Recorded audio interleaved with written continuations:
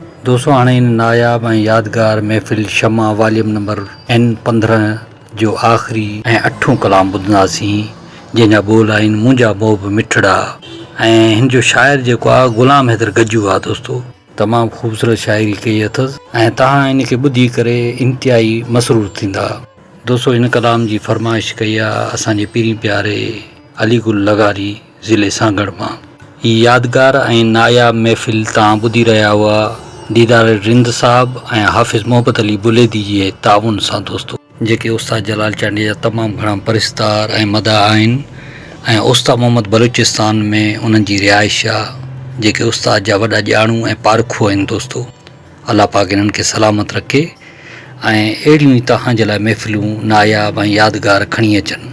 अचो त पोइ ॿुधूं। दोस्तों